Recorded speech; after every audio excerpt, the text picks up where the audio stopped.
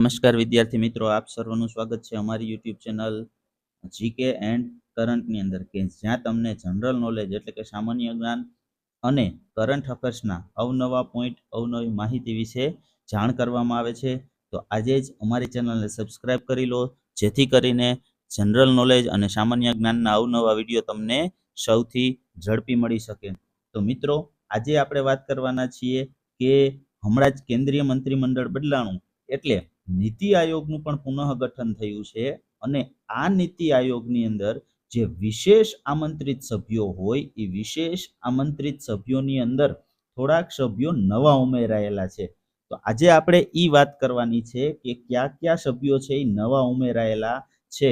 પરીક્ષાની દ્રષ્ટિએ પણ અગત્યનું આ પ્રશ્ન થઈ શકે છે કે નીચેનામાંથી કોણ છે એ નવા નીતિ આયોગની અંદર સભ્યો ઉમેરાયેલા છે. પણ ખાસ યાદ રાખજો મિત્રો, આમંત્રિત સભ્યોમાં ઉમેરાયેલા છે. તો ચાલો જોઈએ. આપણે સૌપ્રથમ વાત કરીએ મિત્રો, તો જેપી નડ્ડા સાહેબ અને એચડી કુમારસ્વામી, આ બે સભ્યો છે એ નવા ઉમેરાયેલા છે. ત્યારબાદ વાત કરીએ મિત્રો, તો જીતનરામ માંઝી અને રાજીવ રંજન સિંહ, જેને લલનસિંહના નામથી પણ ઓળખવામાં આવે છે, આ બંનેનો પણ હવે નીતિ આયોગની અંદર આમંત્રિત સભ્યોની અંદર સમાવેશ કરવામાં આવ્યો છે. ત્યાર પછી વાત કરીએ મિત્રો, તો રામ મોહન નાયડુ અને જુઅલ ઓરામ, આ બંનેનો પણ નીતિ આયોગની અંદર આમંત્રિત સભ્યોની અંદર સમાવેશ કરવામાં આવેલો છે.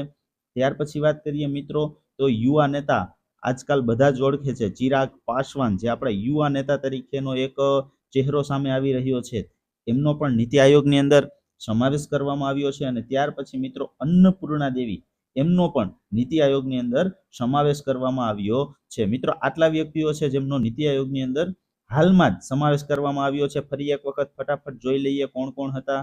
તો કે જેપી નડ્ડા સાહેબ, એચડી કુમારસ્વામી સાહેબ, ત્યાર પછી વાત કરીએ તો જીતનરામ માંઝી સાહેબ, રાજીવ રંજન સિંહ, રામમોહન નાયડુ, જુઅલ ઓરામ અને યુવા નેતા ચિરાગ પાસવાન અને અન્નપૂર્ણા દેવી, આટલા વ્યક્તિઓનો છે એ નીતિ આયોગમાં હાલમાં જ સમાવેશ કરવામાં આવ્યો છે. જો વિડીયો ગમ્યો હોય તો વિડીયોને લાઈક કરતા જાઓ.